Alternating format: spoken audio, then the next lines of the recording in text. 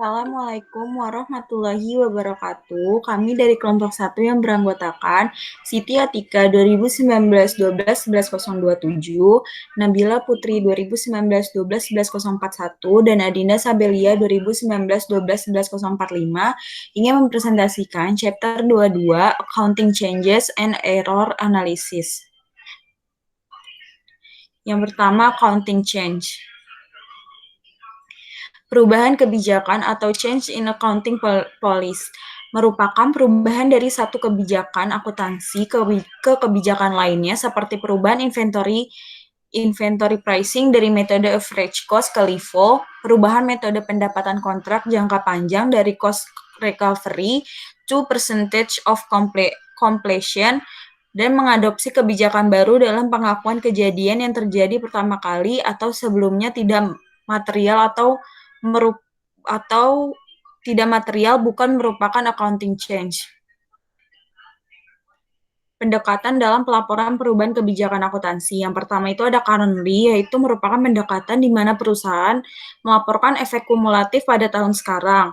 Lalu yang kedua itu ada retrospectively, yaitu merupakan pendekatan di mana perusahaan harus mengubah saldo tahun lalu agar sesuai kenyataan sebenarnya. Lalu yang ketiga ada prospectively atau di masa depan, yaitu pendekatan di mana perusahaan tidak perlu mengubah saldo awal, efek terjadi ke masa depan. Nah, dari ketiga pendekatan tersebut, IASB mensyaratkan penggunaan pendekatan retrospektif di mana perusahaan memaparkan perubahan itu melalui menyesuaikan laporan keuangannya untuk tiap tahun yang berlalu agar memaparkan basis yang sama dengan kebijakan akuntansi yang baru.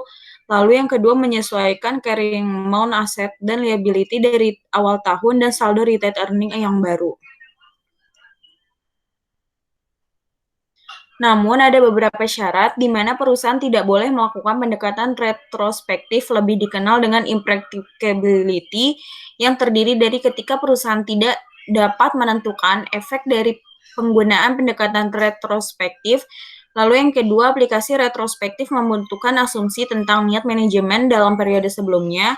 Dan yang ketiga, aplikasi retrospektif ini membutuhkan estimasi signifikan bahwa perusahaan tidak dapat berkembang.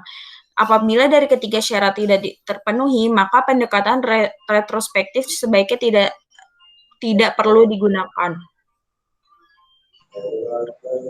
Dampak perubahan kebijakan, yaitu pertama ada dampak langsung. IASB menerapkan bahwa perusahaan sebaiknya secara retrospektif menerapkan dampak langsung atas perubahan kebijakan akuntansi. Misalnya penyesuaian saldo inventory sebagai hasil perubahan metode penilaian, penyesuaian impairment yang dihasilkan dari penerapan LCNRV pada saldo inventory yang disesuaikan, termasuk dampak deferred income tax atas penyesuaian impairment. Yang kedua yaitu dampak tidak langsung. Perubahan apapun pada arus kas perusahaan di masa kini atau mendatang yang dihasilkan dari perubahan kebijakan akuntansi yang diterapkan secara retrospektif. Selanjutnya yaitu ada perubahan estimasi atau change in accounting estimate. Contoh dalam perubahan estimasi yaitu piutang tidak tertagih atau uncollectible receivable, keusangan persediaan, atau inventory obsolescence, atau dan masa manfaat dan nilai sisa aktiva atau useful lives and residual value of asset. Selanjutnya ada kewajiban garansi atau warranty obligation, dan juga ada jumlah periode yang menerima manfaat dari biaya yang ditanggungkan atau period benefit by deferred cost, dan yang terakhir ada nilai wajar aktiva ataupun liabilitas finansial atau fair value of financial asset or financial liabilities dan sebagainya. Perubahan estimasi dilaporkan secara retrospektif dan dianggap sebagai bagian dari proses akuntansi yang normal dan bukan merupakan koreksi atau perubahan dari periode lalu. Berikut ini prosedur akuntansi atas perubahan estimasi, yaitu yang pertama, menyesuaikan hanya terhadap hasil-hasil periode berjalan dan yang akan datang. Yang kedua, penyesuaian kumulatif atau penyajian kembali laporan keuangan tidak perlu dibuat secara terpisah. Yang ketiga, tidak perlu pengungkapan pro forma. Perusahaan yang melakukan perubahan akuntansi pada umumnya memiliki beberapa motivasi, yaitu pengaruh politik atau political cost, yang kedua struktur modal atau capital struktur, yang ketiga pembayaran bonus atau bonus payment, yang keempat rekayasa pendapatan atau smooth earnings. Pengungkapan perubahan estimasi akuntansi, yaitu yang pertama, perusahaan harus mengungkapkan sifat dan jumlah perubahan dalam estimasi akuntansi yang memiliki efek pada periode saat ini atau diharapkan memiliki efek di masa mendatang. Yang kedua, perusahaan tidak perlu mengungkapkan perubahan estimasi akuntansi yang dibuat sebagai bagian dari operasi normal, seperti tunjangan utang buruk atau persediaan utang, kecuali perubahan tersebut bersifat material. Selanjutnya yaitu ada kesalahan dalam laporan keuangan atau errors in financial statement, yang merupakan hasil dari kesalahan perhitungan. Kesalahannya itu dalam menerapkan kebijakan akuntansi atau pengawasan atau penyalahgunaan fakta yang ada saat menyusun laporan keuangan. Misalnya, perusahaan mungkin salah menerapkan metode inventaris retail untuk menentukan nilai inventaris akhirnya.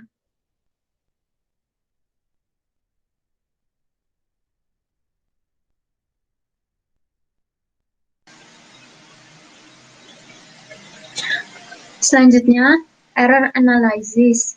Kesalahan pada perkiraan neraca atau balance sheet error. Contohnya, mendebit surat berharga sebagai ganti wesel tagih, mengkredit hutang bunga sebagai ganti wesel bayar, mengkredit hutang bunga sebagai ganti hutang gaji, tidak mencatat penukaran obligasi convertible dengan saham. Kesalahan-kesalahan ini sering ditemukan dalam periode kesalahan itu dibuat.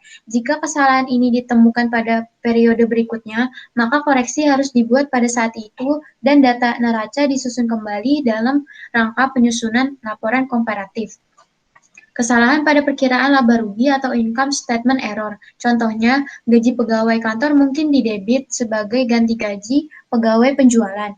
Jenis kesalahan ini harus dikoreksi segera setelah kesalahan ditemukan. Walaupun kesalahan ini tidak akan mempengaruhi laba bersih, perkiraan-perkiraan yang salah harus disajikan kembali dalam rangka analisis dan penyusunan laporan komparatif. Kesalahan baik pada perkiraan neraca maupun perkiraan laba rugi. Beberapa kesalahan, jika tidak ditemukan dalam periode berjalan, akan mengakibatkan pelaporan laba bersih yang salah, sehingga akan mempengaruhi baik perkiraan rugi laba maupun perkiraan neraca. Perkiraan neraca akan terbawa ke periode berikutnya. Karena itu, suatu kesalahan yang terjadi dan tidak ditemukan dalam periode berjalan akan mempengaruhi laba di kemudian hari. Counterbalancing errors. Kesalahan pada laba bersih yang jika tidak ditemukan secara otomatis saling menutupi dalam periode fiskal berikutnya. Jumlah laba bersih dalam perhitungan rugi laba untuk 2 periode berturut-turut dinyatakan secara tidak akurat. Saldo perkiraan tertentu dalam neraca pada akhir tahun pertama dilaporkan tidak akurat, tetapi saldo perkiraan itu dalam neraca pada akhir tahun berikutnya kembali dilaporkan secara akurat. Termasuk dalam golongan kesalahan ini adalah pelaporan persediaan atau inventory yang salah dan tidak dilakukan penyesuaian untuk pos-pos dibayar di muka atau prepaid expense dan pos-pos accrual pada akhir periode. Non-counterbalancing errors. Kesalahan pada laba bersih yang jika tidak ditemukan, tidak secara otomatis akan ditutupi dalam periode fiskal berikutnya. Saldo perkiraan dalam neraca yang berurutan dinyatakan dengan tidak akurat sampai suatu saat ayat jurnal dibuat untuk mengkompensasikan atau mengkoreksi kesalahan-kesalahan tersebut. Termasuk dalam golongan ini seperti kesalahan pengakuan belanja barang modal atau capital expenditure sebagai pengeluaran pendapatan atau revenue expenditure dan tidak diperhitungkannya pembebanan, penyusutan, dan amortisasi.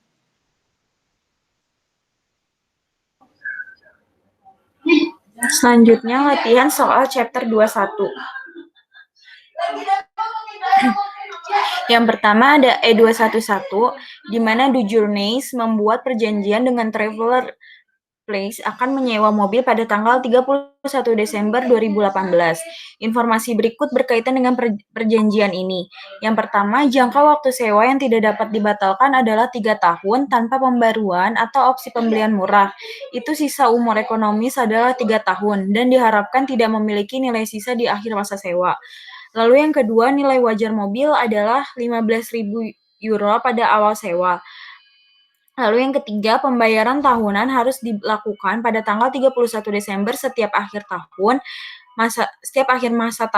akhir tahun masa sewa mulai 31 Desember 2019, pembayaran pertama harus sejumlah sebesar 5.552,82 dengan masing-masing pembayaran meningkat dengan tingkat konstan 5% dari pembayaran sebelumnya, yaitu yang kedua pembayaran akan menjadi 5.830,46 dan pembayaran ketiga dan terakhir adalah 6.121,98.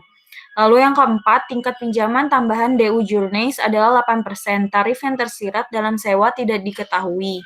Lalu yang terakhir, DU Journeys menggunakan penyusutan garis lurus untuk semua jenis mobil. Instruksinya, yang pertama, siapkan entry jurnal DU Journeys untuk 2018, 2019, dan 2020. Lalu yang B, asumsikan alih-alih tingkat kenaikan yang konstan, pembayaran sewa tahun akan meningkat menurut indeks harga. Pada level saat ini, indeks harga menetap bahwa sewa pertama pembayaran harus 5.820, dan apa dampaknya terhadap entry jurnal yang dibuat oleh DU Journeys saat dimulai sewa, serta untuk tahun-tahun berikutnya. Jawabannya untuk yang A, untuk di Desember 31, 2018, jurnalnya adalah right of use asset di debit dan di kreditnya itu ada list liability di kredit sebesar 15.000. Lalu untuk tahun 2019-nya itu di debit jurnal yang pertama itu di debit itu ada interest expense, list liability, dan di cash-nya itu di kredit. Interest expense-nya itu sebesar 1.200 di debit didapat dari 15.000 dikali 8%. Lalu liability-nya itu sebesar 4.352,82 dan cash-nya itu sebesar 5.552,82. Lalu untuk jurnal yang keduanya itu depreciation expense terhadap right of use asset sebesar 5.000 didapat dari 15.000 dibagi dengan 3. Lalu untuk jurnal di 2020, jurnal yang pertamanya itu interest expense sebesar 851,77 di debit didapat dari 15.000 dikurangin dengan 4.352,82 dikali 8%. Lalu di debit yang kedua itu ada list liability sebesar 4.978,69. Lalu di kreditnya ada cash sebesar 5.830,46. Lalu untuk jurnal yang keduanya itu depreciation expense terhadap right of use asset sebesar 5.000. Lalu untuk yang B, penilaian awal kewajiban sewa dan aset hak guna yang terkait tidak boleh mencakup kenaikan atau penurunan yang tidak diketahui dalam pembayaran sewa, karena kenaikan atau penurunan CPA. Sebaliknya, untuk pengukuran awal liabilitas sewa, list mengasumsikan bahwa semua pembayaran akan dilakukan seolah-olah tingkat CPI pada tanggal dimulainya sewa tidak berubah. Jadi perjalanan DU harus mendiskontokan pembayaran sewa tahunan menggunakan faktor anuitas biasa yang diterapkan pada pembayaran sewa pertama.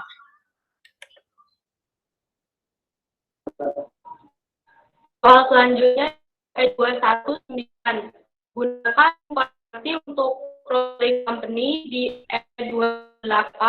Asumsikan bahwa debtor korporasi tidak mengetahui tarif implisit dilakukan oleh korporasi. Pinjaman debtor adalah 8%. Selain itu, asumsikan bahwa debtor melakukan sekitar 15 bulan. Itu ya itu juga liabilitas sewa dan apakah ya B semua lupa untuk dek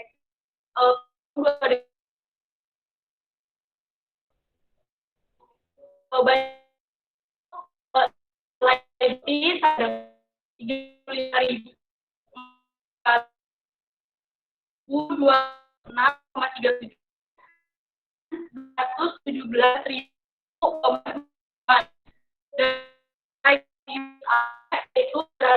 7,24 sama 232,24 dan untuk menggunakan metode sewa pembiayaan pertama yaitu terus ada sebesar 232,28 di cash 11.000 dan liability 217,28. Hal yang kedua itu list liability pakai 35.004 dan untuk jurnal Desember 31 2019 yaitu interest expense pada list liability sebesar 14.580 didapat dari 217,248 dikurang 35.004 dikali 0,08 dan jurnal yang kedua yaitu depreciation pada right of use asset yaitu sebesar 20.003 dari 232.248 dibagi 8.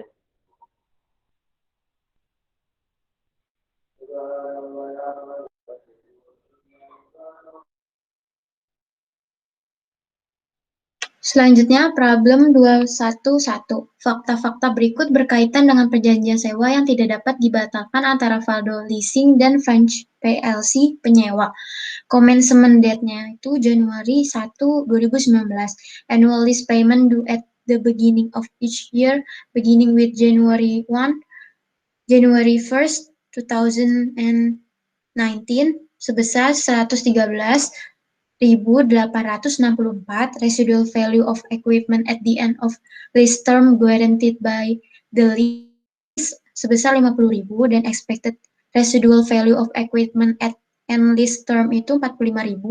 Lease termnya selama 6 tahun, economic life of lease equipment-nya 6 tahun juga, fair value of asset at January 1st yaitu 600.000, lease implicit rate-nya 8% dan lease incremental borrowing rate-nya 8%. Aset tersebut akan dikembalikan kepada leaser pada akhir masa sewa. Penyewa menggunakan metode garis lurus amortisasi untuk semua peralatan yang disewakan. Instruksinya ada 3. Yang pertama, yang A itu siapkan jadwal amortisasi yang sesuai bagi penyewa untuk masa sewa.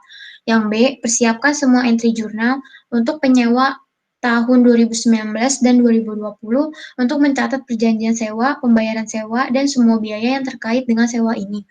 Dan asumsikan tahunan lease periode akuntansi berakhir pada 31 Desember. Yang C, misalkan fans menerima insentif sewa sebesar 5.000 euro dari Valdo Leasing untuk memasuki sewa, bagaimana pengukuran awal liabilitas sewa dan aset hak pakai akan terpengaruh.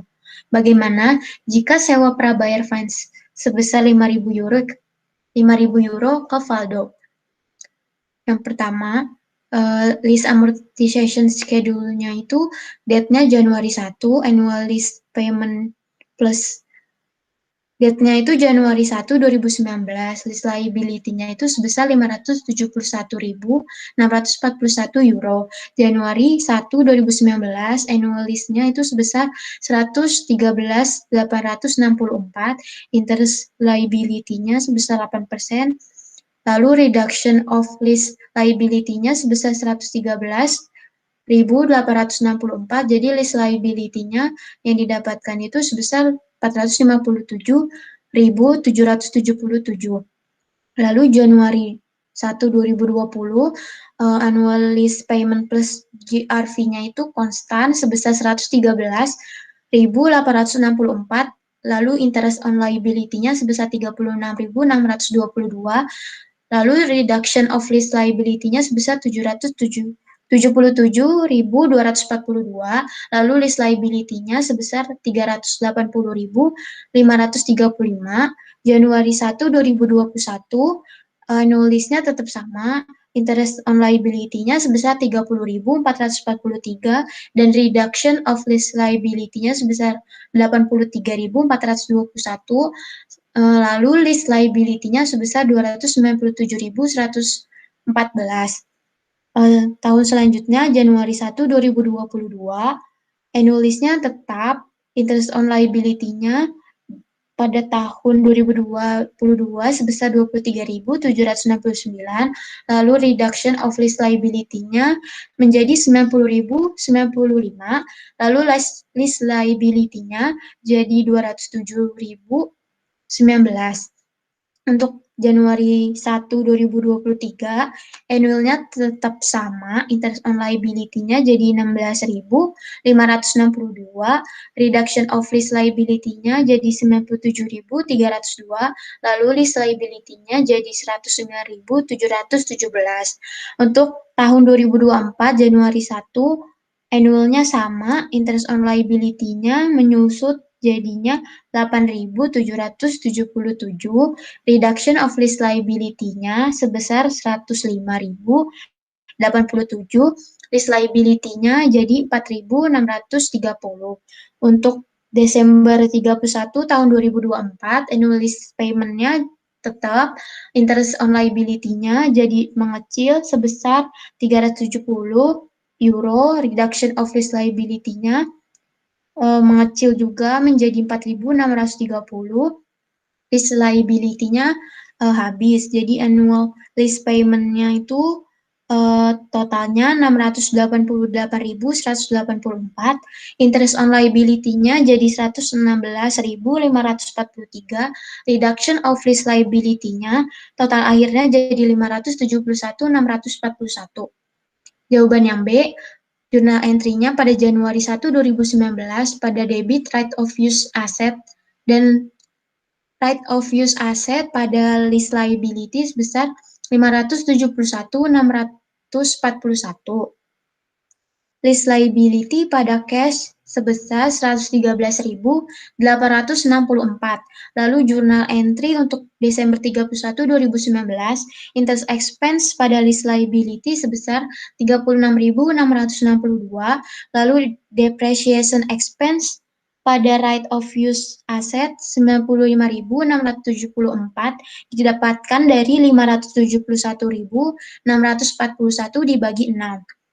Jurnal entry selanjutnya pada Januari 1, 2020, lease liability pada interest expense-nya sebesar 36.622, lalu interest expense dan lease liability pada sisi debit 36.622 dan 77.242. Lalu sebelah kreditnya itu ada cash sebesar 113.864. Jurnal entry yang terakhir untuk Desember 31 tahun 2020, jurnalnya interest expense pada lease liability sebesar 30.443, lalu depreciation expense pada right of use asset sebesar 90.274. Yang C, insentif sewa tidak mempengaruhi pengukuran liabilitas sewa. Namun demikian, pengurangan aset hak pakai harus dilakukan. Jadi, aset hak pakai akan diukur pada 566.641 euro. Didapatkan dari 571 euro, 641 dikurang 5.000. Sewa yang dibayar di muka oleh penyewa harus dicatat sebagai aset dalam bentuk peningkatan aset hak pakai. Oleh karena itu, aset hak pakai pada awalnya akan diukur pada 576.641 yang didapatkan dari 571.641 ditambah 5.000 euro.